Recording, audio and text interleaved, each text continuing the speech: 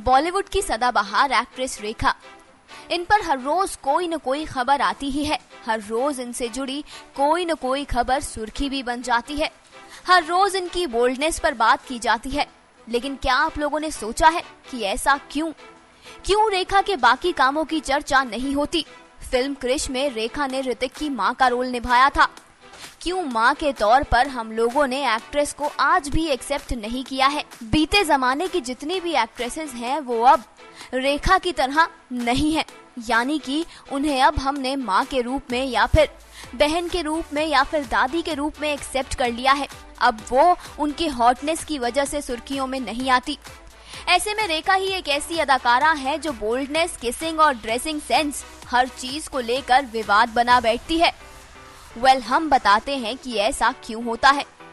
ऐसा इसलिए होता है क्योंकि रेखा जब बच्ची थी तब उनके परिवार की आर्थिक स्थिति कुछ अच्छी नहीं थी, जिसकी वजह से रेखा को 3rd ग्रेड फिल्मों में काम करना पड़ा।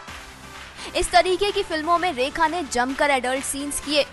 रेखा इन सब से खुश नहीं थी, वो इन सब से हताश थी और अपनी जिंदगी में उन्होंने नन तक बनने का फैसला कर लिया था। लेकिन फिर रेखा को उनकी जिंदगी में ढलने में ज्यादा समय नहीं लगा। धीरे धीरे रेखा फिल्म जगत में रम गई और उनका नन बनने का सपना, यहाँ तक कि एयर होस्टेस बनने का सपना, ये भी अधूरा रह गया। रेखा जब शूट से लौटा करती तब भी उनके सौतेले भाई उन्हें वापस शूट पर भेजते, और वजह पैसा। इसके बाद रेखा ने बॉलीवुड जगत में अपने सपने और एडल्ट फिल्मों को छोड़कर कदम रखा। रेखा को बॉलीवुड जगत में एंट्री तो मिल गई, लेकिन रेखा को इस जगत ने अपनाया नहीं। काला और मोटा होने की वजह से कई मोड़ पर उन्हें बार बार बेइज्जती सहनी पड़ी। इसके बाद रेखा की जिंदगी में बॉलीवुड के महानायक अमिताभ की एंट्री हुई और रेखा पूरे तरीके से बदल गई। जी हाँ, इस अगली डकलिंग का मेकओवर हो चुका था। रेखा अब खूबसूरत एक्ट्रेस बन गई थी। इस मेकओवर के पीछे भी अमिताभ ही थे। जी हाँ, अमिताभ ने ही रेखा को मेकओवर करने की सलाह दी थी। उन्हें समझाया था कि खूबसूरत लगना कितना जरूरी है। लेकिन इसके बाद भी बोल्ड सीन्स की वजह से खूबसूरत हो जाने के बाद भी रेखा सेक्स सिंबल ही बनी रही।